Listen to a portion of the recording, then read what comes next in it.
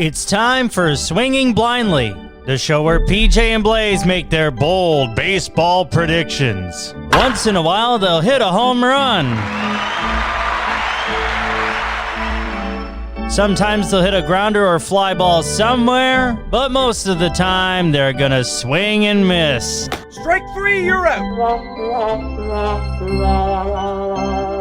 Here he is, stepping into the batter's box, the man with the plan, who roots for a team with a late legend named Stan. It's not unusual for him to lead off, PJ Geary.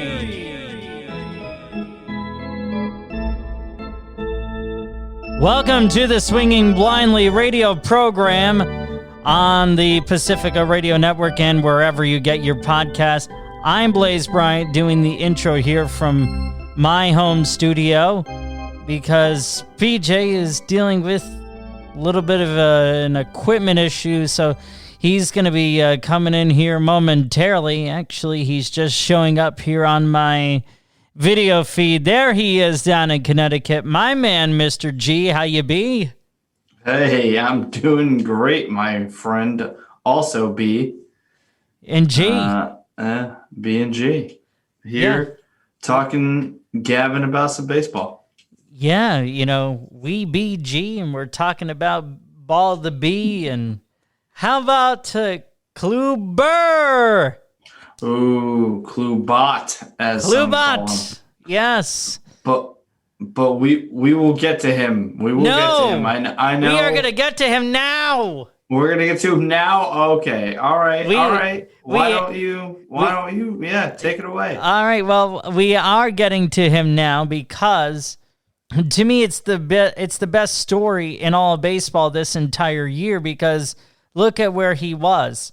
He battled injuries all throughout the past few years. He goes to Texas and Globe Life Park, pitches all of one inning before shoulder injury, ruins his season, and then he is able to get the rust off. The Yankees, they pulled an ABBA and they took a chance on him. And once he got the rust off, you could see the arrow was pointing up, up, up, up, up. And then he gets to Globe Life Park and he takes that mound that he wanted to take last year for the whole year, but one inning. And then against that team, the aforementioned Texas Rangers who play at Globe Life Park, he no-hit the team that he pitched one inning for. And in that one inning, he gave up no hits. So he's pitched 10 innings on that Globe Life mound and no hit, PJ. None. Zip, zilch, nada clubata. First of all, love all of that. Second of all, what I want to add to what you just said would be best story of the season. I think Trey Mancini can. You know what? You're absolutely right. I forgot about Trey Mancini with the cancer. I'm trying to remember where leading the league in RBIs. But no. But I just had to throw that in there because I am the thorn in your side here on the Swinging Blindly podcast. But that's just how it goes. And I apologize because there was no way. If the shoe was on the other foot, there is no way I would have allowed this podcast to begin without talking about a Cardinal no-hitter. So you very eloquently put it, and I believe a lot of people are going to be happy that we did have you lead off, to talk baseball there with the no-hitter from Klubot, as I love that nickname. It's a great nickname. I actually... Shout out to Matty P, a guy in my one of my fantasy baseball leagues. He offered me Kluber a couple days ago, and I was sitting on the deal, and I just had rejected it yesterday, and here that went, and I obviously have egg on my face now. So that just is the way that it goes here on Swinging Blindly, where we swing for the fences, and who cares if we miss, if we hit it, if we hit it foul and we run and we don't know if it's fair or not, it doesn't matter because we're swinging blindly for the fences and who cares? Yeah, I mean, Klubot could no hit us without a problem. That's actually shout out Corey Kluber if you want. We should give that a shot. 27 ounce. So what's that? Sure. Yeah. I mean, we'd have to have somebody. Our cameraman would have to bat once, but me and you would have, what's that? 26, 13 each. 13 a pop. 13 each. 13 a pop with Brett, the great Brett. Oh. Yeah. Yeah. We would have to see. So anyway. Before Great intro. Well, thank you very much. And I would have absolutely given you the space if there was a Cardinal no-hitter to do your thing as well. Of course. The other thing is, what was the other thing? I'm swinging blindly to remember I know what it was. So you rejected the deal. Not that I necessarily fault you for rejecting the deal. Having said that, even up until yesterday, the arrow for Kluber was pointing up. Yeah, no, it was. Why not, for the fantasy baseball players out there, I'll just go ahead and full disclosure. It was Kluber straight up for Marcell Ozuna of the Braves. I currently in this league have a bunch. I have a lot of. So it was a straight up 1-for-1 Corey Kluber for Marcell Ozuna, and you rejected the trade. Yes, bro, I can't fault you for that. Thank you. And the way my fantasy team, those who play, the way it stacks up, pitchers are way more valuable than the position players. But that being said, I already have so many pitchers where I kind of need a guy like Ozuna, and he's actually starting to come across. His power is starting to show. So I drafted him high, and it's also one of those things where a guy like Kluber, don't get me wrong, and we'll talk about him a little bit more. We'll talk about the Yankees. Who knows where his season is going to go, It's not, nobody can really, whereas I think Ozuna has more of an upwards trajectory because he's an everyday player. So whereas Kluber once every 5 days, he's had his ups and downs this year, and a no-hitter is amazing, and that means he's a great pitcher. But as we will talk about, a little bit of a tease, with the no-hitter becoming a little bit more regular, on track to break the modern day and just overall record of no-hitters in a season by a lot. Yeah, I mean, we're on pace to have 19 or 20 no-hitters this year. Yeah, so we will get to that. But first place, and there also is some no-hitter controversy that we're going to get into as well at some point. Thank you. What is that? Thank you. Well, you'll find out. I know that you know. And I know that you know. And that's why. However, do you as a listener know what we're talking about? They'll have to find out. Uh-huh. Because. And the only way to do that, stick around as we round the bases here.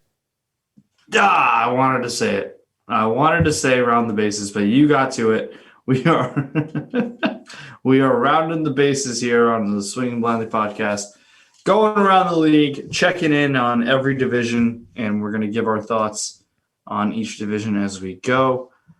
We'll start off, Blaze. I'm going to throw a little curveball here as the baseball lingo goes. And I'm going to head to the division of the team that your beloved Yankees just no-hit just yesterday.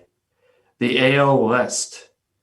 We have the... Well, and also the team that we took 3 out of 4 from. There you go. Which I don't know if you should have said that because I'll start at the bottom then. The Texas Rangers, 19-27. Well, as a Yankee fan, here's what I got to say to that.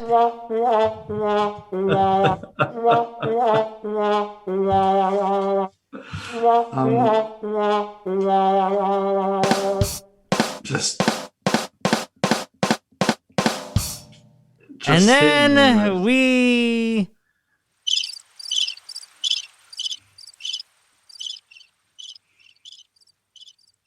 That's what the bats did, bunch of crickets.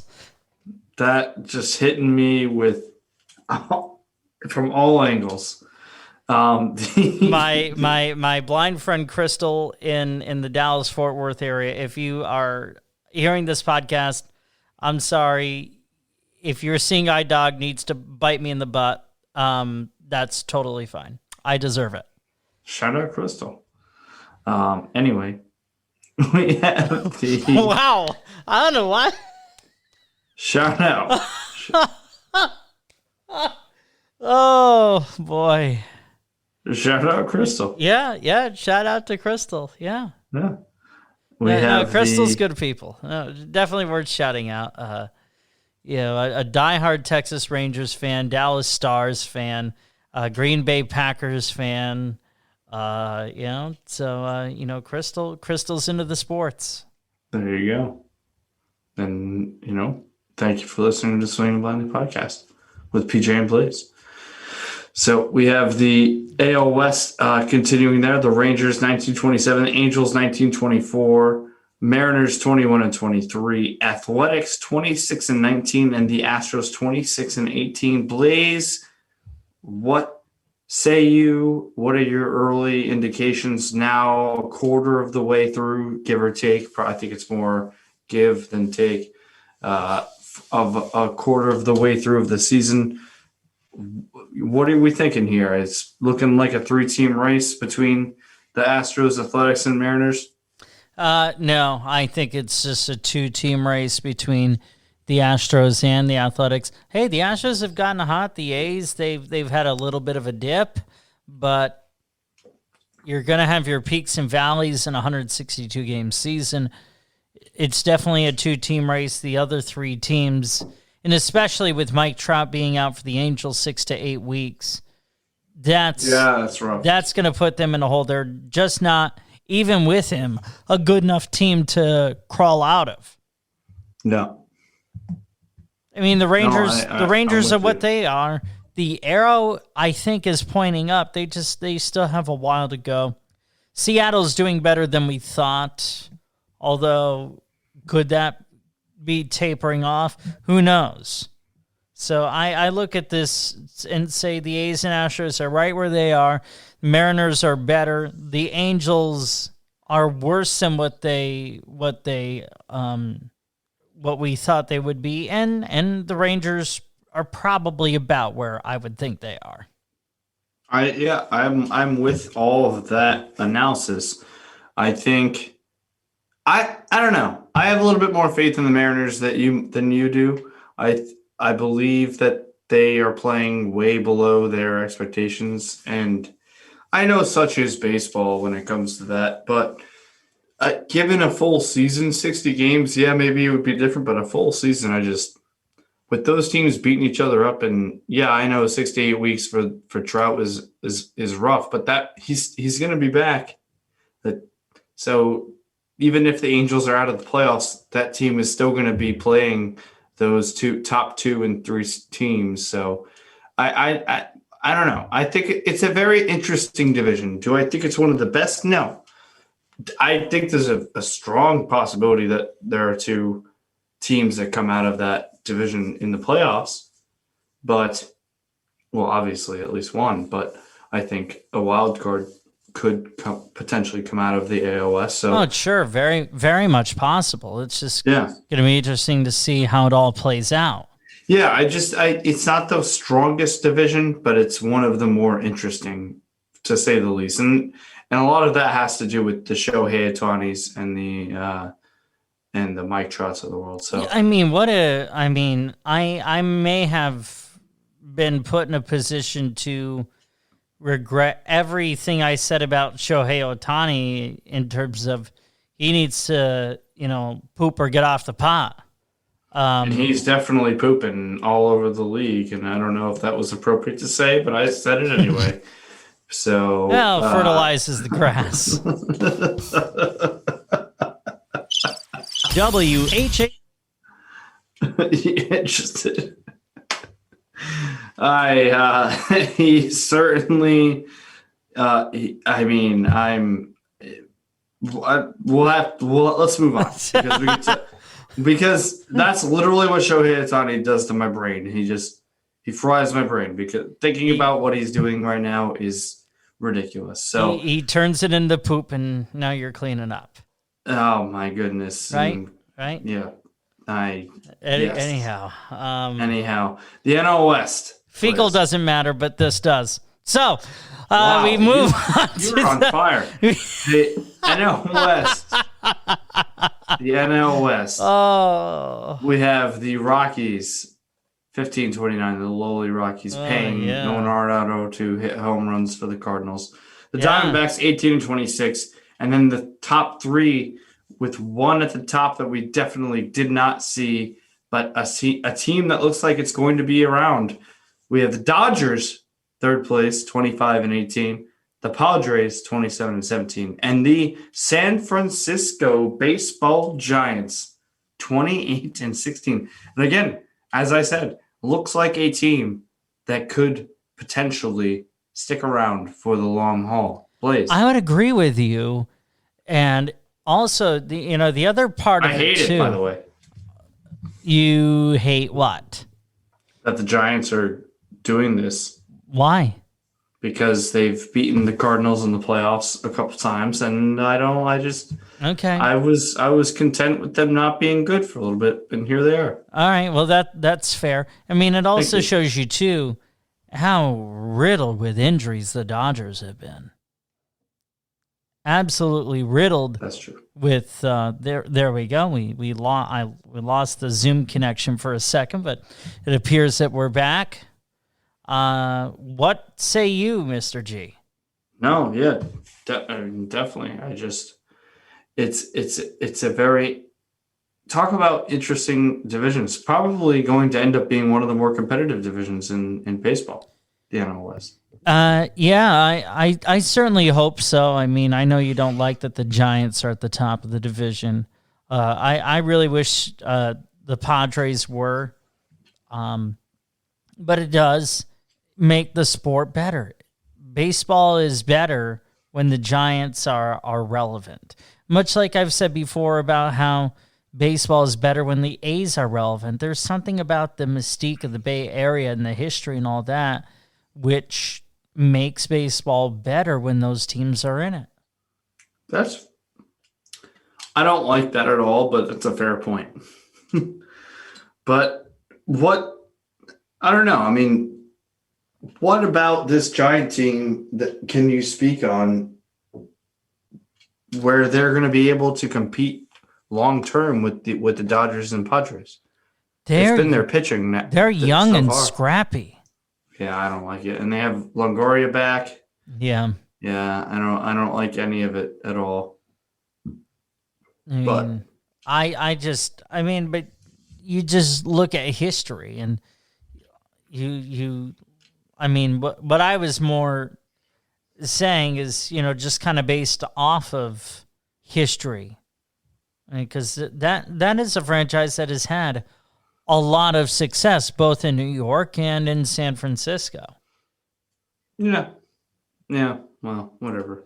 By the way, I have a great story about that. I don't know if I told you this. So it was the 1989 World Series, and it was Game 6. San Francisco was playing. Were they playing? What was the American League team in the 89 World Series? I'm drawing a blank. But anyhow, what? The Twins? No. Was it the A's? Who won it? Was it a Battle of the Bay series? Might have been. So a couple months ago, I'm talking with my dad, and we were talking about this game, and he goes, "You were sitting right here with me. You wanted to watch the game, when the earthquake happened." And I'm saying, yeah, that was the battle. Yeah, those A's Giants. Yeah, so 1989.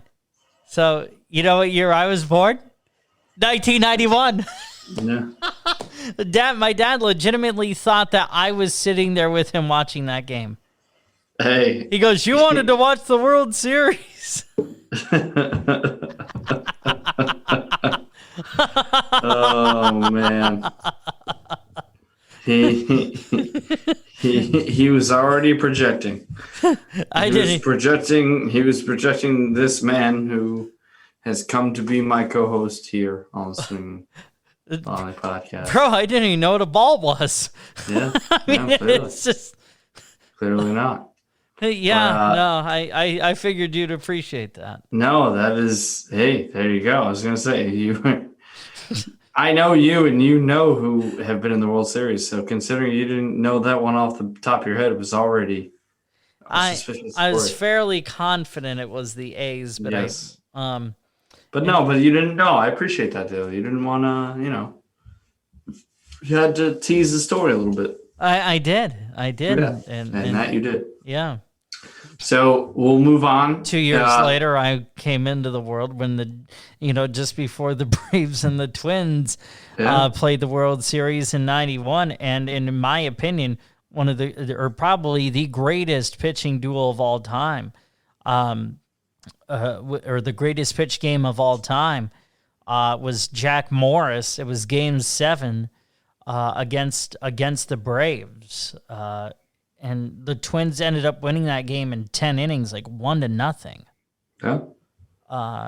And absolutely, I don't know if you ever heard Joe Buck's dad, Jack. Oh yeah, Jack. I mean, Jack Buck was. He called that game. You can go onto the You can go right on YouTube and MLB, the MLB Vault, and that game is in there. The '91 Game 7 World Series at the Metrodome. There you go. Shout out, Jack Buck. Shout out the Bucks. Yeah, well, the late Jack Buck. Yeah, there you go. So let's power through some of these divisions. I do have one thing in this next one though that I want to touch on. We have the AL Central, Minnesota Twins 14-28, I believe the worst record in baseball. The Detroit Tigers 17-26, also one of the worst teams in baseball. Wait a second, Minnesota's 3 freaking games behind Detroit? Oh yeah, 2.5, but yes. Wow. Minnesota literally has won a third of their games. I know this team they've been riddled with injuries, but still, even you shouldn't be this bad. You shouldn't be worse than the Detroit Tigers. Yeah, I mean, such as Rocco Baldelli's Minnesota Twins. But we have the Royals, 20-22, Mike Matheny's Royals. We have the Indians then at 23-18, and the White Sox sitting pretty there, 26-16. But please, before we move on, this has kind of been a free-form episode regardless. So I need to know your opinion on all of the shenanigans that has gone on with the White Sox organization. I'm assuming you've been following everything that has gone on with Yermin Mercedes hitting a 3-0 pitch off of the position, the catcher, and then Tony La Russa's comments to the team and Lance Lynn and on all these things. What say you about everything going on with the White Sox right now? They sit as one of the best teams in baseball, but they have all this going on with their 70-plus-year-old manager, former of my Cardinals. What say you? I actually have not been following the White Sox stuff as closely. Oh, no. So, not because I haven't won. I've been slammed.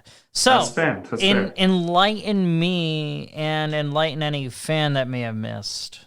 So I don't have everything like verbatim pulled up in front of me, but from what I know and what I've read, so Yermin Mercedes, the White Sox were up 14-4, I believe, 8th or 9th inning, and the Indians had put in.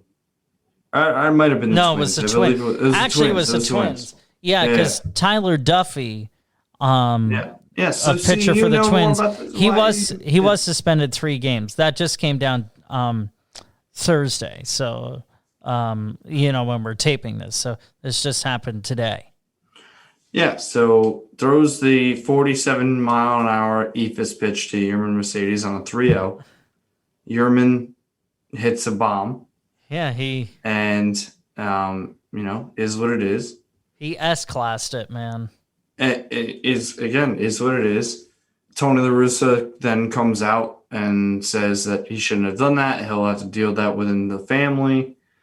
Which has since led to they keep winning, but Yermin saying that he's not gonna not do that. He has a family to feed. He needs, this, that, the other thing. Lance Lynn and like players around the league coming to Yermin's defense and calling for Tony La Russa's resignation from baseball. So, because Tony is of the old, guard of guts. Not to say I'm not falling on either side right now, but to the point, where you don't do that. You don't pimp 3-0, you don't hit it, this, that, the other thing. And Yermin, obviously, Mr. Mercedes, representing a young, this generation that is not even generation, the way that baseball is today. And not even that. I think I personally, if I have to fall on either side right now, I agree with the fact that if you're down, first of all, if you're down that much and you have a position player in, that's on you. And if a guy is served a meatball as a major league hitter, how can you tell that guy not to hit a bomb?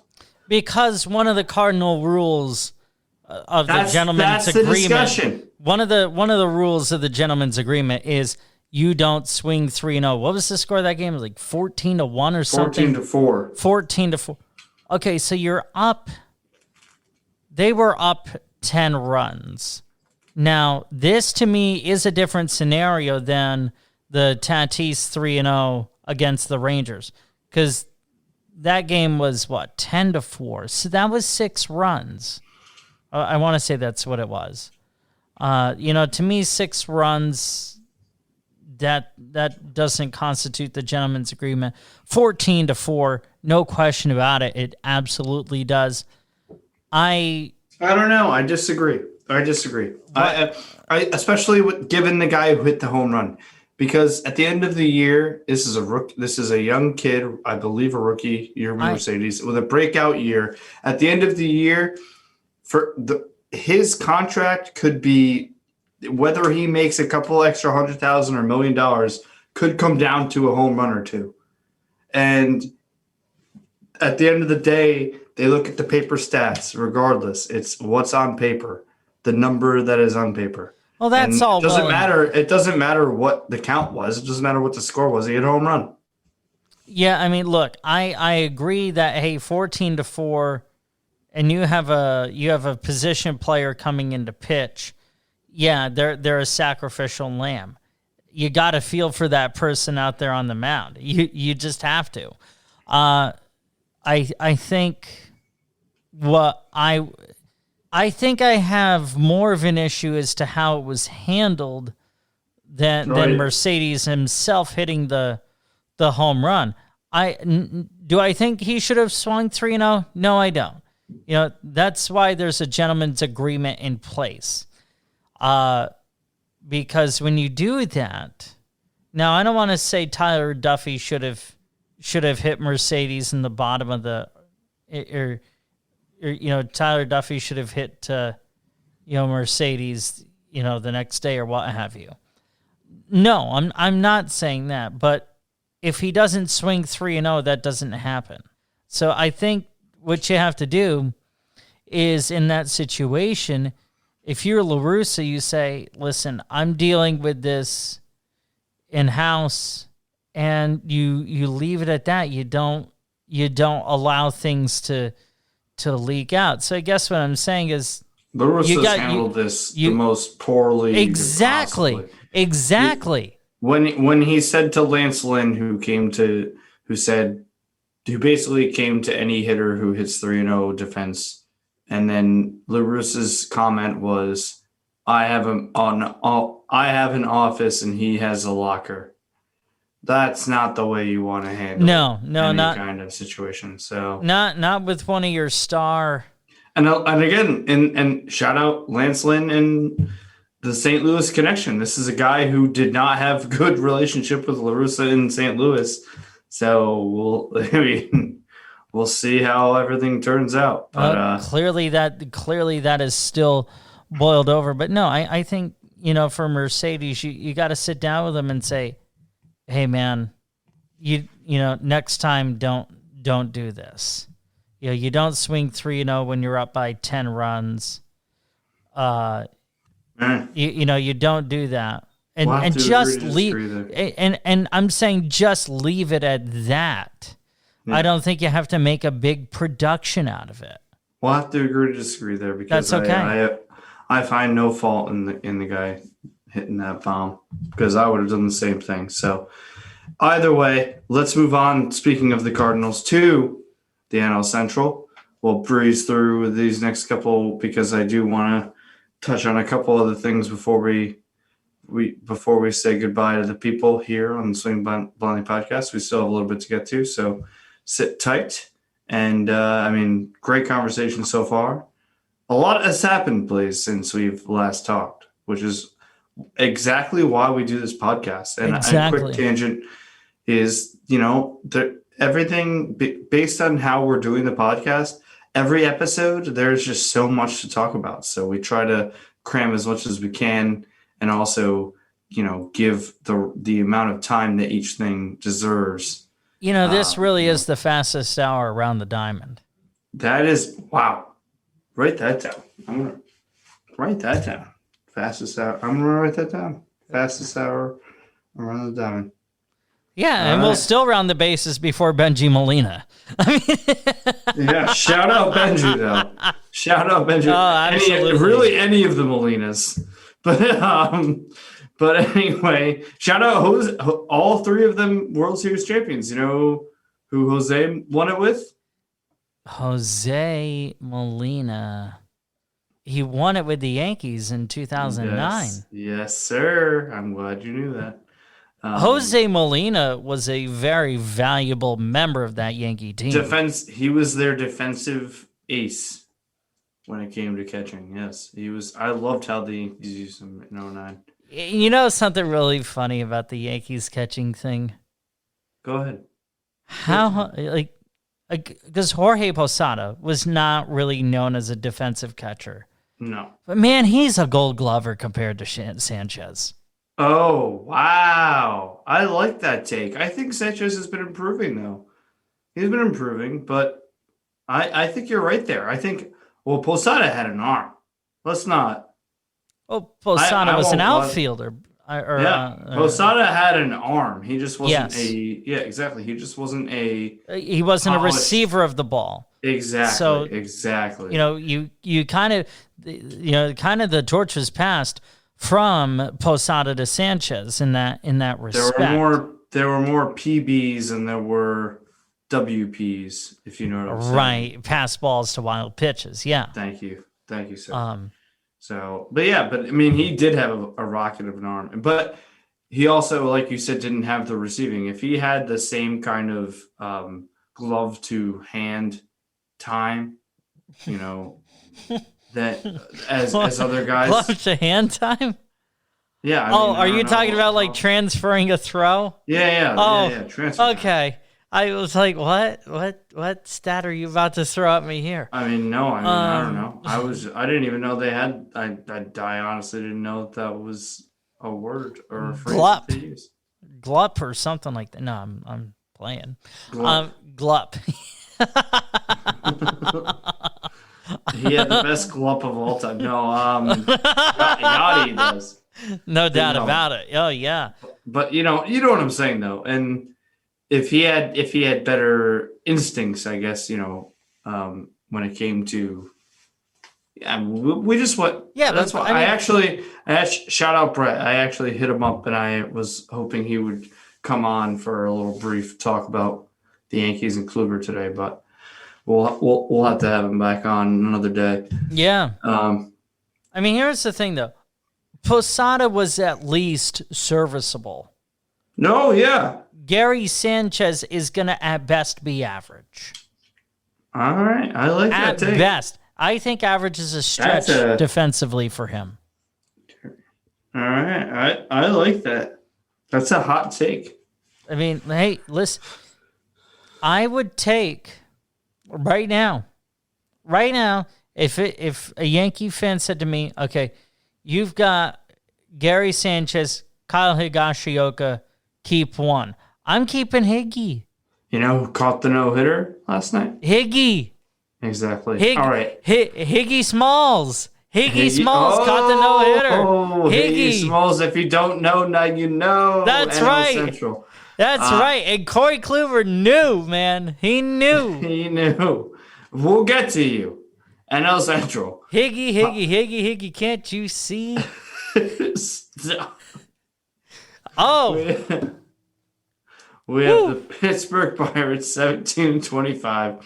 The Reds started off great, have fallen to 19-23. Brewers 21-22. Cubs 22-21. And the St. Louis Cardinals 25-18. The only team in the division over 5 games over 500. Yeah, let me just. Why don't I just do my Cardinals now, and we'll move on from the divisions. I love this team, Blaze. I love this baseball team. I think their bullpen and their pitchers in general have walked a lot of batters, way more than I would like to. I would like them to have walked. But that being said, I think their bullpen is still nasty. Their pitching in general has been nasty. Jack Flaherty has started 9 games and is 8-0. And if you look at the stats compared to Bob Gibson, he is similar in one of Bob Gibson's best years. 8-0 in 9 starts. This Cy Young, it's Cy Young stuff, boys. It is for sure. And they are hitting home runs. Arenado is. I love this team. So. Rightly so. What would concern me if I am a Cardinals fan? I got to say. What? What's that? Go ahead. I am a Cardinals fan, so what concerns you? You're pitching walks way too many people. Way too many, yes. The walks have been awful, and I don't like it. They've definitely lost 3 to 4 games just based off the walks in this young season. So this record could easily be the best in baseball, which frustrates me. But yeah. I'm going to. It's a quarter of the season, and they are in first by 3 games. So I'm going to stay positive because it's been hard for me to do. And they don't have a game tonight, but they start a series tomorrow with the Cubs that I am very much looking forward to. So we'll have to see. That series will be over before anyone hears this. So, there you go. Hey, that's oh, my bad. Prior recorded information. All good. Nice. I mean, because I was watching the game against San Diego Sunday night, ESPN baseball, and what was it, Kim for the Cardinals? Yes. KK. Yeah, I mean, man, KK needs to actually K people instead of WALK them. Wow, that was rough. As we get to, thank you. That was the perfect. So let's tackle these last 2 divisions, please, before we can get to some other things. We have your AL East, where the Orioles are 17-26. The Blue Jays, very, very competitive division after a quarter of the season. The Blue Jays 23-18, the Yankees 25-19, the Rays 26-19, and the Red Sox 26-18. Tight all the way around. Why don't I let you just talk about the AL East as I did the NL Central, please? Go ahead. My guy. It's really interesting. You have the Yankees, Red Sox, Tampa Bay. I don't think that was the order you predicted in the top 3. I think you had the Yankees and then Tampa as well as Toronto. Toronto, they haven't quite been able to figure it out. I know Injuries have been a problem. I feel like we could say that about every team in this sport. Injuries been a problem. I am just very impressed. The Red Sox, although it looks like to me the arrow on the Red Sox is not trending as sharply upward as it was. I feel like it's kind of leveled out a little bit. Yankees, they just came off of a 7-3 road trip against Baltimore, Tampa Bay, and then Texas, where Corey Kluber did his no-hit job at Globe Life Park. So it's really interesting to see. I mean, look, a 7-3 road trip, you'll sign up for that any day of the week, no matter what team you are, on a three-city road trip like that. Because, I mean, those things can be downright grueling. And then the Yankees just have to keep winning series, because that's how they've been able to claw their way back into this, is by winning series. Yeah, as I think that's kind of that's one thing that teams need to be thinking about in the dog days. And I don't know about you, Blaze, but I think it's been more apparent to me after the 60 game season last year, where every game was important. Now it's kind of been like big brained to the point where now it's win the series. If you take majority of your series, you're in a good shape. Yeah. And I think that's kind of like, I know that's been a thing in baseball forever, but I think the fans' eyes have been opened up to that more so, where this series are really, under a microscope now. So I think it's going to be, especially in that division, the AL East, the division, the series that these teams play against each other, as they are with every division, AL East, though, are going to beat the crap out of each other the entire year. So it's going to be fun to watch, and I didn't even realize how close it was until I just looked at it now. So yeah, I mean, we should have swept Baltimore. Montgomery gave up the 4-0 lead on Sunday, and Baltimore, that's a team that we have to beat, and we did 2 out of 3, but that is a game we should have won, because had we won that game, we'd be right there tied with the Red Sox. Yeah, it's early baseball, and another division that's going to puzzle people all year, if any indication, as with the first quarter of the season, is the NL East, where the top team, the Mets, are separated from the bottom team, the Nationals, by 4.5 games. And we're a quarter of the way through the season. So we have the Nationals 17-23, the Marlins 19-23, Braves 20-23, the Phillies 22-21, and the Mets 20-17.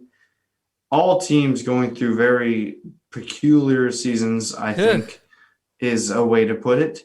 But why don't we just breeze through it? Any thoughts on the NL East other than that? Honestly, I feel like you just put all the teams in a hat and you pick a name and they win the division. Yeah, at this point, the way things are going, yeah. Yeah. I mean, you look, once the Braves are able to get healthy, I think no one can stop them. They are clearly the class of that division when healthy. The Mets, that bullpen is so vulnerable still. They lost a series to Tampa Bay and looked absolutely putrid doing so. And then did you see the other day, Kevin Pillar took a pitch right to the nose. Oh, yeah, we didn't get to talk about that. That was wild. Terrible. Oh, my gosh. Wild. It was crazy. And then all the press conferences he's done since, he has become a fan favorite, not just in New York, but around the country. So he's a tough dude. He's an all-out center fielder and a gosh darn hit in the face. Oh, yeah, it's not even the first time he's ever, busted his face on the field, because he's done it in the outfield, as you just said. And he got hit with a 94-mile-an-hour fastball. Blaze, I would probably be dead. if I got hit with that pitch. So I shout like out. No, I mean, like, legitimately. No, And seriously, he even yeah. said it too. He actually even said it that an inch or two either way, because an inch or two to the left or right could have hit him in the eye. Who knows what happens there? If it's a little bit higher, hits him in the forehead. If it's a little bit lower, hits him like right under the nose where it's a little bit more vulnerable. Like, he got lucky. And that's his words. And yeah, spoken like a true tough guy, because I would never play baseball again if I got hit in the face. Well, I don't play baseball, but I'm hopefully going to be playing softball soon. But if I got hit in the face with even a softball, I don't know if I would play softball again. So if you need an umpire, let me know. I got you. oh, there you go. So Calling blindly. Yeah, exactly. If it hits the dirt, it's a ball. If it doesn't, well, it's a strike. Yeah. Yeah. You got to call it by ear. Anyhow, and I wonder, when he's able to come back and everything, if there's going to be an effect. Is he going to be super scared in that batter spot? Skittish, yeah. Skittish, we'll see. yeah. Mm. I mean, and if he is for a little bit, how the heck could you blame him?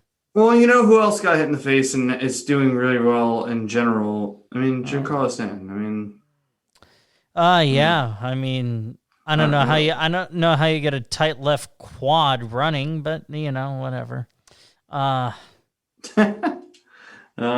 Anyway, that was around the bases, and you know what? I actually don't. That's the segment I don't ever mind if we take a while on it, because that's the point of the show is we talk about all of baseball, and that's what we did here. We mixed in our homer minutes. We talked about every division, talked about some of your teams, and when they do things like your Mercedes, when they do things like a no-hitter, we'll make sure we highlight them. But that's what you get here on Swinging Blindly, and we got about 10 minutes here. And I wanted to... We have to go back to something, as it relates to the no-hitters. Oh, yes. No. So let's just get through Pujols to the Dodgers real quick, and then we'll end with the no-hitters. Is that all right? It's weird. We don't like it. Number 55, Blaze, and he's wearing blue. I hate it. I didn't necessarily want him to be a Cardinal. Of course I wouldn't. I would have loved it, as I said. It's weird, and I don't really get it. But number 55, Albert Pujols, Los Angeles Dodgers, whatever. You're right. Yeah, you're right. Okay, no hitters in baseball. Can I just read off of all the ones that have happened, and then we can go with whatever direction you want? Yeah, absolutely. Okay, so we've had what is it? 6 on the year, and 7 if you're not including, or 7 including Verlander's 7-inning one that is not officially recognized. Or I don't know why I said Bumgarner. Thank you. Verlander's not doing a lot of pitching these days. Yeah, well, the Verlander one was because of the Turnbull one that happened, because that was the first no-hitter since Verlander. That's why I had it in my head. Right. So people need to, Spencer Turnbull. How about that? I mean, he pitched against the Yankees a little while ago, and he looked terrible, man. Yeah. I'm thinking of no. He looked all right, actually. So I have the dates and the pitchers and the games. We have Joe Musgrove, Padres versus the Rangers, April 9th. You'll notice a theme with these teams, by the way. Carlos Rodon, April 14th, against the Indians.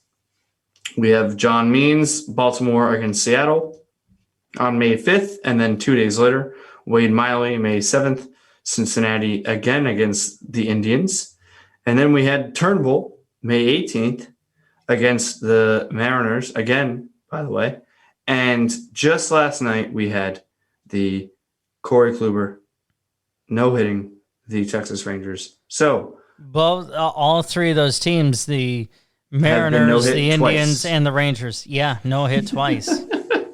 Boy, what do you think about like I had said at the beginning of the episode, what do you think about this, man? Like, the record is 7 in the modern era, 8 in just I believe it was like 1880 something. It's good. I believe. I mean, maybe it doesn't. But the way it's going, it seems like it's going to be shattered. What do you think about all of this? Do you like it? I'm very interested in what you think, and I'll tell you what I think. But I'm very interested in what you think.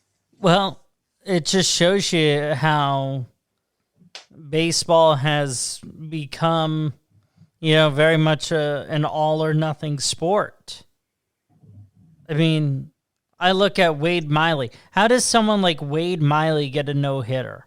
I don't mean that disparagingly, but he's just not looked like a great, solid pitcher throughout his career. Wade Miley scares no one. Well, I guess he scared the Indians, but whatever. Spencer Turnbull, he has some upside, sure.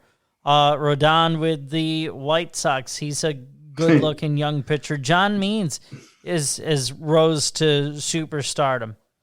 Turnbull really got the short end of the stick too. Where on I believe it was on ESPN when he had it. Either way, they had him on, and the graphic they had was that in 2019 he led the majors in losses with like 19 or something like that. It's like, yeah, well, I mean, he had a comeback moment, and so did my man Corey Kluber. There you go. Yeah, that's what I'm talking about.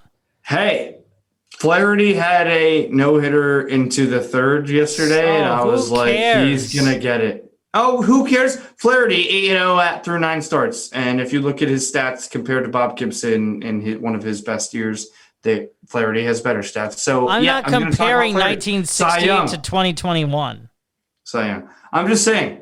Premature. I brought that up because I feel like we're gonna see more no hitters. So if a guy has it through 3, and the stat I had is all 6, obviously no, and all 6 no hitters were through 3 innings. No. That's not what I was gonna say. I was gonna say any game. No, I don't know. I don't know why I saw the stat today, and now it's like not making me. It's not. Your PJ is swinging. You're swinging. Oh no! Here it is. Oh boy! All 6 no hitters are the only 6 pitchers to take a no hitter into the 9th inning. So they're 6 for 6 going into the 9th inning. Right. That's the stat. Right. I mean, Sean Manaea a couple of weeks ago, Tampa Bay against Oakland, he was flirting with a perfect game even going into the 7th. But we do have to, in the 5-ish minutes we have left, talk quickly about, is the Madison Bumgarner no-hitter an actual no-hitter? Because... Yeah, what do you think about that? Because it was a 7-inning doubleheader, right? Okay. I'll tell you what I think about first. Well, wait, it was a 7-inning doubleheader, right? Yeah. Oh, yeah. Yep. Okay, Madison Bumgarner, to no fault of his own, that's just the way the rules are. He pitched the 7 innings and he no-hit whoever the team was that he no-hit. Yeah. And to me, that's a no-hitter. Yes. That's a no-hit complete game. Yep. I don't know. I don't. If they're going to consider it a complete game through 7 innings, I don't understand how it's not considered a no-hitter. Ridiculous. The reason being, if this was a rule that was implemented years ago, this would have already been implemented. Like, in my head, if this continues to happen, which who knows if 7-inning doubleheaders are going to continue to be a thing in our lifetime. It probably will. So yuck. Yeah, and it doesn't matter. Like, if that's the way that it's going to be, then you have to do that, because none of the other, the amount of people who have done 7-inning no-hitters in the past, and I'm not even thinking about them. I'm just saying the rules, the way that the game is, the rules say, with a 7-inning doubleheader, 7 innings constitutes a full game. He had a no-hitter through those 7 innings. To me, that's a no-hitter. It should be recognized. I don't I don't really understand any other argument. Like I will listen to any other argument, but I don't understand. Yeah, you said it perfectly. You really did. Thank you. And so did you. And usually I don't want to say that, but you did. And you carried this episode. I'm still reeling a little bit from I'm playing a little injured, but we made it through, Blaze, and we talked, we swung blindly, and I think this episode, I think we actually hit the ball. I think so. I think I grounded into a double play. Well, maybe, but at least you made solid contact. Yeah. Yeah. I looked like the Texas Rangers last night. Oh. Yeah, and as you said, and I just want to touch, I know we only have a little brief moment, but to your point, that's why we're seeing it more. And that's kind of why we even brought it up, is these guys are not looking for solid contact. No. They're looking for launch angle. They're looking for bombs. Whereas if you want to break up a no-hitter, you just got to look at the shift, hit it where they're not. I mean, it's very simple. Like, it's not that hard to put it in our heads. So why is it so difficult for them? I don't. Well, they look at it as it's either exit, velo, or zero. Wow. I'm writing that down too. Exit, velo, zero. Exit, velo, or zero.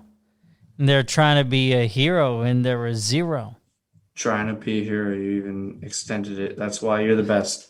That's why you're the best in the business, Blaze. Well, I don't know about that.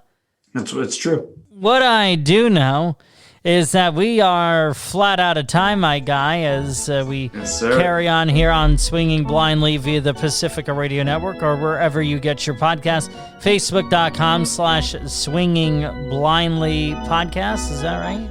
Is it Swinging Blindly Podcast? Yeah. No, Twitter is Swinging Blindly. Oh, that's right. Well, Facebook is Swinging Blindly. Swinging Blindly Podcast. Yeah, Yep. and then on Twitter is @Swinging Blindly.